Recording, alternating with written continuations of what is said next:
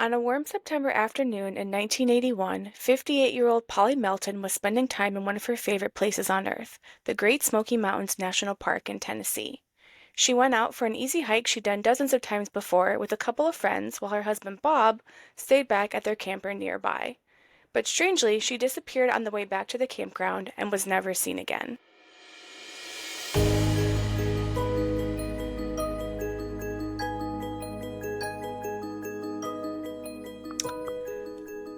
Hi, I'm Natasha, And I'm Cassandra. and this is Strange Sisters. And today we're heading deep into the Great Smoky Mountains National Park to retrace the final known steps of a woman named Thelma Pauline Melton, better known as Polly. Anything you want to say, Cassandra, before we get into this? That's why you don't go hiking. Yeah, I was waiting for you to say that. We actually tried to record this to be our Halloween episode, and the recording came out really weird. So I don't know if that was just like one of those things where we were talking about something that we shouldn't be talking about, like in a Yeah. spooky way, and it kind of fritzed out on us. It was really strange because we recorded something else after it, and that recording was perfectly fine. So I don't know what happened, but yeah, so we hope everyone had a good Halloween. I can't believe it was on a Friday, so it was like Halloween weekend, and I didn't even get to go to a haunted house. Yeah, we didn't do much either, actually. John went to get decorations like on Halloween for the garage really quick, but everything was on sale, so I guess it kind of worked out. And then we just handed out candy for a couple hours. We didn't really get as many trick-or-treaters, I think because we're kind of in the middle of our street and the people on the ends, like a lot of them had their lights off, so I think people just like weren't coming down the street. So we were kind of bummed about that, but everyone that came by got like a handful of candy. Yeah, we don't usually get trick-or-treaters. I didn't even dress up this year. Um, but that's, because of all my other issues. But Lance just bought a bunch of Halloween Yeah. candy and gave it to me, so I've got a jack-o'-lantern. Actually, it's right here. Hold on. Of this just full of candy for me. Oh, that was nice. Yeah. And not much to say about Halloween this year. John, we put our projector in our garage where like, oh, people will come, they'll see the movie and they'll come. And he put on the new Texas Chainsaw Massacre. I'm like, we cannot have this on with kids walking by. John, what are you doing? Yeah, so we switched it to after he breaks the cop's arm and then shoves it into his neck. I was like, dude, I'm changing this. So we changed it to Beetlejuice, Beetlejuice. That Good was call, much good better. call. Yeah, Oh my God. I know. He's ridiculous. He's like, well, I fell asleep last time we were watching it, so I wanted to finish it. I'm like, well, okay, we'll watch it another time. Oh, I did watch the new Hell House LLC. Uh, I guess it's part of like a second trilogy, kind of, that Jeez. finally came out on Shudder. But it's not found footage, and it's gotten very mixed reviews. It was kind of frustrating because it just didn't really answer. Like the pace of it was so slow that I felt like the ending should have been like the middle of it, and then there Oh, should have been like a whole nother like 45 minutes where they actually explain everything that's going on in the movie. But I think he was trying to set it up to have one final movie be part of this like second trilogy that's like involved the Carmichael Manor and Andrew Tully and all that stuff. So we'll see if we actually get that final movie. It did not get very good reviews, so I don't know if anyone will fund it. But he also made another movie this year that's not found footage called 825 Forest Road or something like that. And I liked that one better. So I think he's just trying to get away from found footage, which that's fine. All right, well, let's get into our case. So, as I mentioned, this happened in September of 1981, so many a decade ago. And Polly and Bob owned an Airstream trailer that they kept at a nearby campground, a nearby campground of the trail that Polly was hiking on. So it seemed like maybe they were kind of like perpetual vacationers where they would just kind of take their trailer to different places, but they were usually in this area. It seemed like they were very comfortable in the area and like did some volunteer work and stuff in the area. So this kind of seemed to be like their home base. And the couple had been married for many years, but Bob was quite a bit older, and his health kept him from doing much hiking, which makes sense. They're retirees. So Polly still loved the outdoors, and she still had the physical capabilities to go hiking, so she went quite a bit. And the Smokies were her happy place. She loved being there. Polly and Bob in a camper is just the most American thing I can think of. Yeah, I know. Yeah. So cute. Yeah, I can picture like the inside of their trailer with like that kind of vintage flowery fabric, and like They have a their little little like, coffee pot. yeah, they have a little like welcome mat in front of their trailer door or camper door. Yeah. Yeah, totally. So that afternoon, Polly set out on a familiar route, which is called the Deep Creek Trail. And I looked the trail up. It looks like it's pretty popular and like really well maintained. Of course, the pictures I'm seeing now are like almost 50 years old or 40 years old at this point. So I'm sure it looked a little bit different, but it was a pretty popular trail at the time as well. And she went with two of her close friends, so she was not by herself. And the three women expected just an easy, peaceful, little over mile and a half hike, very low key. There was water nearby. It seemed like a really just nice way to spend the afternoon with your friends. And they also were very familiar with this trail. As I said, they had done it many times before. So they knew what to expect. It wasn't like we're venturing off into the unknown kind of thing. Yeah. And as the group made their way back to the campground, Polly suddenly picked up her pace, which is not super unusual. I mean, this is a pretty short hike, but maybe she had to pee really bad, or maybe she was like thirsty. We'll get into what she was carrying. It didn't sound like she had a water bottle. So they're close friends. They've done the hike together many times. Her camper's nearby. It doesn't seem that out of the ordinary to me that she just maybe wanted to get back to the trailer for some reason. And her friend said she started walking faster, just moving ahead of them, and then she disappeared over a small hill and out of their sight. So it's a relatively flat trail, but there are a little bit of hills there.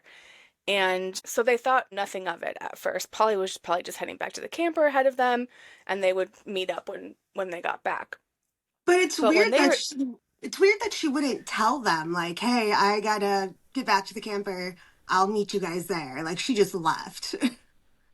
yeah, who knows what their relationship was like? I mean, personally, I would, unless I was in maybe like a big group and I was maybe in a bad mood from being hiking for like 12 hours. I mean, there's been times where I've been hiking all day, like 16 miles, and I'm like, I'm not talking to anyone. Like, I just want to get back to my car and like hope that my legs will function enough that I can drive home. But this was, yeah, like I said, less than a 2 mile hike, and it seemed like they were all close friends. So I don't know, maybe they just regularly did that. Maybe it wasn't super weird for them to just kind of do their own thing. But yeah, it is a little weird. It does kind of add to the strangeness of this case. So when the friends returned back around 4:30, Polly wasn't there and her husband Bob hadn't seen her since they left for the hike. So that was definitely weird because they just assumed that she was going back to their trailer.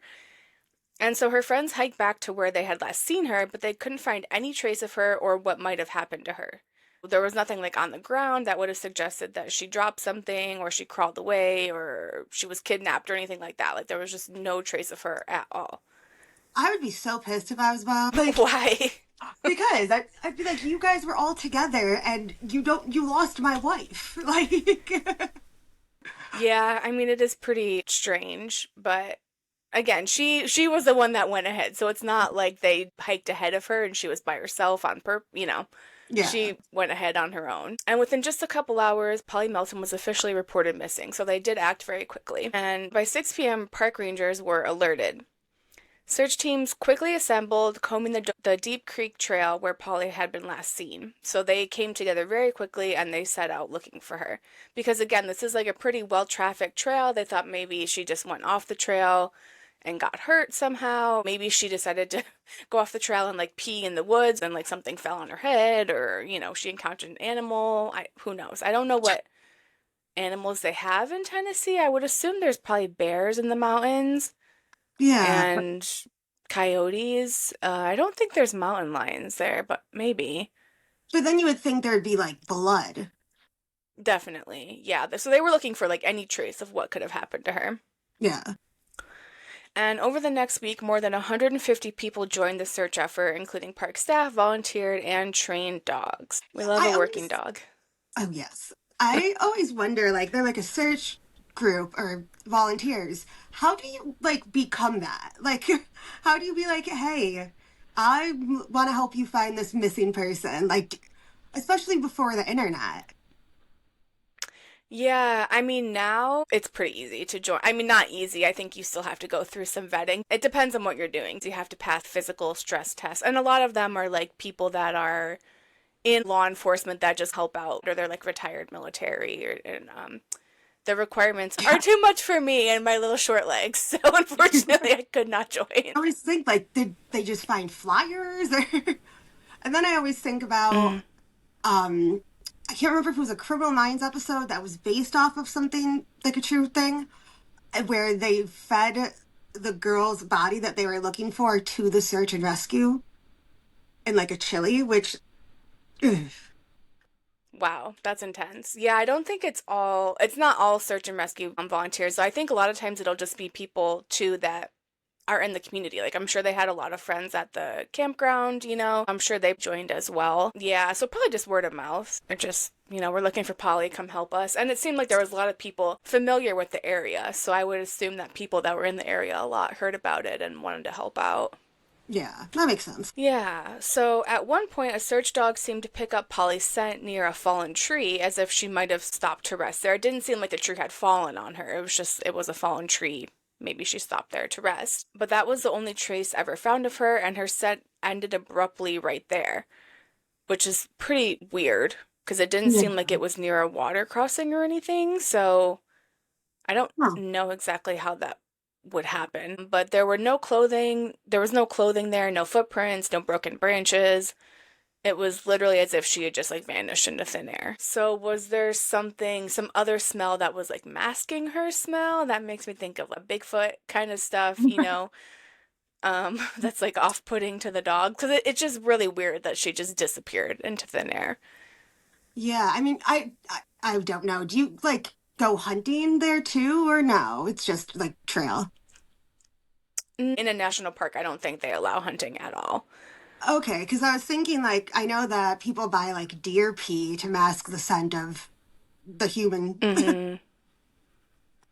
Right. Yeah. So it could be a hunter that knows what they're doing, or Yeah. maybe she knew what she was doing. There's a lot of unknowns here. So the idea of an abduction was considered early on, of course, just due to the circumstances.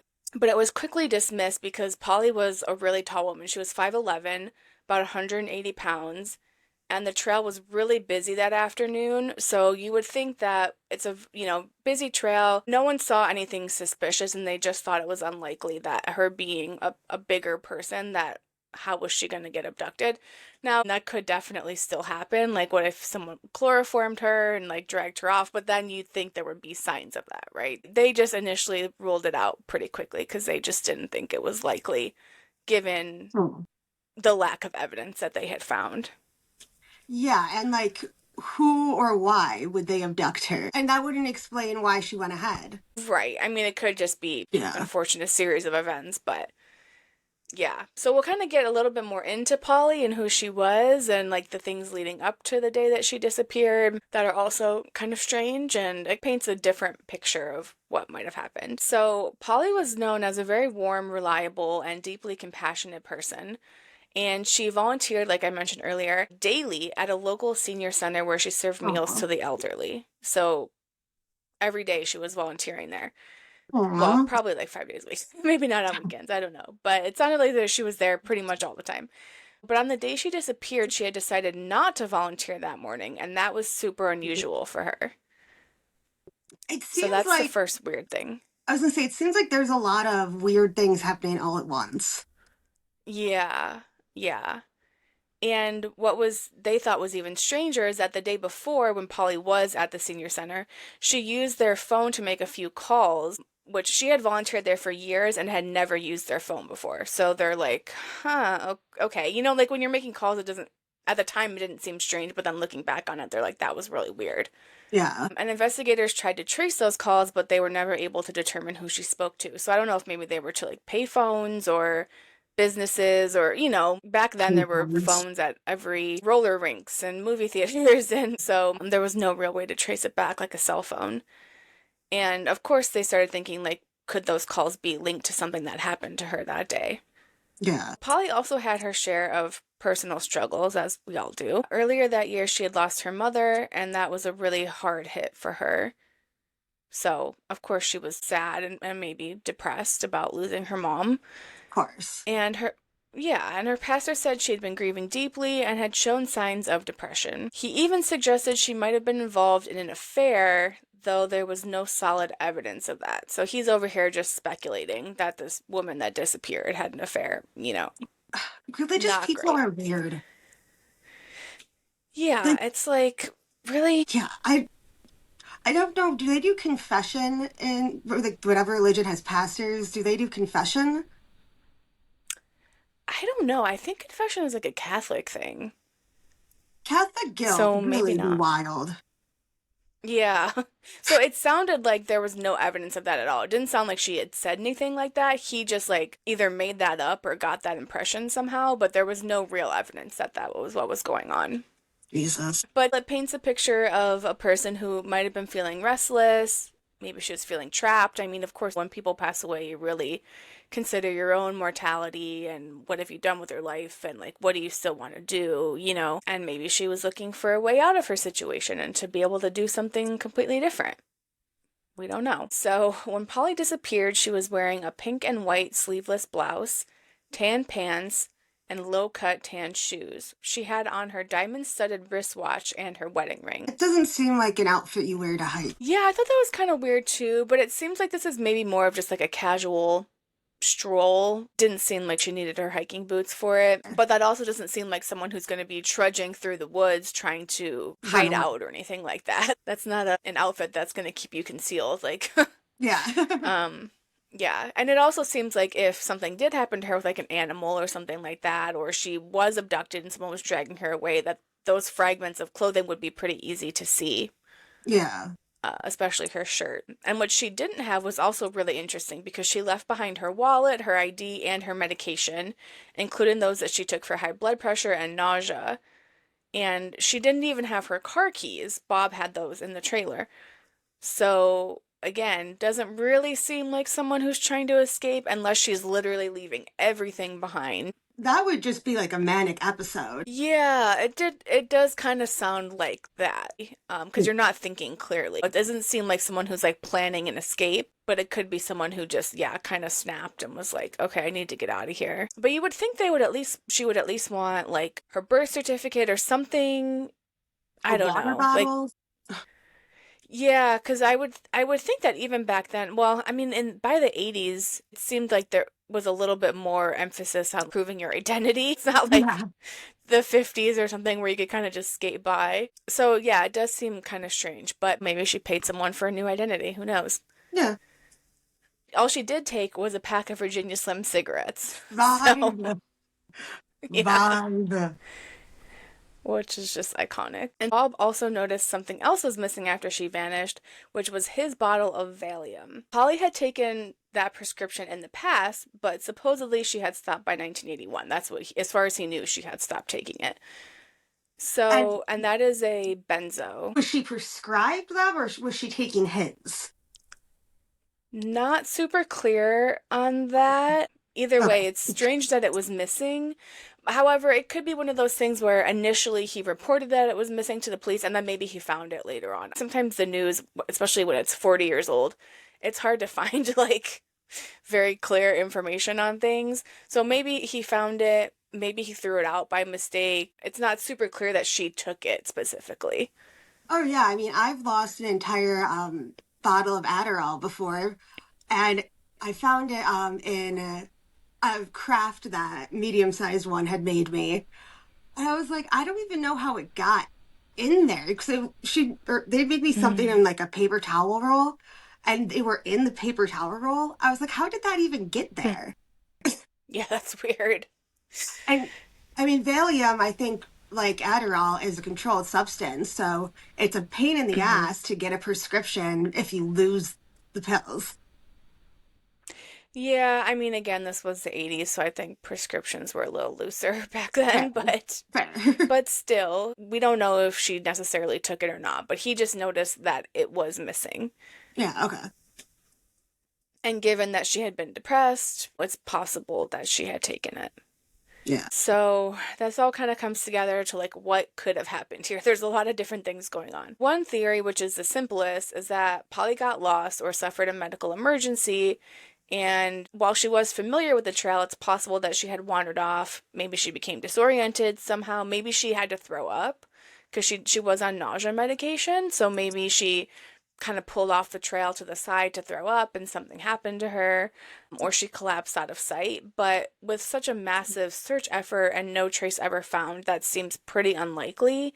Again, unless an animal or something got to her first, but even then you'd think there'd be fragments that they would find. Yeah, it's not like they're using like a fork and knife. Like there would be messy.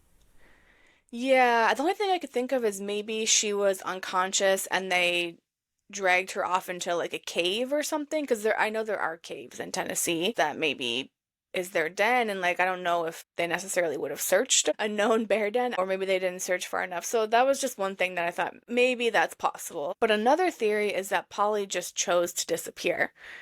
Like we said, she had a lot going on in her life. Maybe she was feeling a little restless. And there is one piece of evidence that lends to this, and that's in that in April of 1982, which was about 6 months after she vanished, a check was cashed in Birmingham, Alabama, written to Polly Melton. Hmm. Authorities followed the lead, but it went nowhere. Again, I don't know if you had to have an ID to cash a check back in the 80s. You might have just been able to cash it. I don't know. Because when we were younger, Dad was able to cash our checks, but I don't know if he had to have ID for that. Yeah, it might have just been looser back then, honestly. Like if the check is signed, I don't know if it's really an issue until it is an issue. I mean, I think if it's like a high amount, then they do a little more Yeah. due diligence or whatever. But if it's like I don't know how much this check was for, but if it's for like a couple $100, they're probably not going to really worry about it too much. Especially because in the Um, 80s, stores still took checks. yeah, yeah, checks were much more common back then. It is weird though because if she truly didn't want to be found, why would she cash a check under her name where people were looking for her? Like you would think she would have then gotten like a fake ID and a new identity. Cashed it before So, she went missing. well, who knows where the check came from? Like maybe she was doing some work for someone and someone was paying her with a check. Like who knows? And in that case, it is possible that she planned everything in advance, right? Because there's those unusual phone calls the day before, and then she skipped volunteering work the day that she did disappear. She quickened her pace to slip away unseen from her friends, and of course she knew the trail, so she knew where there would be those points where she could kind of disappear and they wouldn't see her right away. Maybe she met someone who promised her a different life. She was definitely in kind of a weird place in her life. Her mom had passed away. She had a husband that was not in the best health. It could be one of those things where you're just like, this is not the life I wanted. And Midlife crisis. yeah, or two-thirds life crisis. Yeah. I don't know how close it is to like a road, but maybe she just kind of cut through the woods and got to a road where someone was going to pick her up. I mean, that would kind of make the most sense to me since her scent just disappeared. Yeah, that makes sense. But then there's also this piece of it's the Appalachian Mountains, so there's all Yes. kinds of weird stuff happening there. And these like and stories like Polly's tend to take on another layer when they happen in this area because there's been Bigfoot sightings, there's been all kinds of cryptid sightings. People go missing in national parks every year still to this day. So it just has this other second layer that's definitely got a supernatural vibe Yeah. to it. Isn't there like a conspiracy theory that was it Roosevelt made this national parks to hide or to like contain something like some cryptid in them or Oh, I haven't heard that, but it would kind of make sense because it's all land that can't be developed in any way. yeah. So, yeah, maybe when you start cutting down trees and blowing up caves and all kinds of stuff, you might find something. Yeah, who knows when you'll find that Yeah.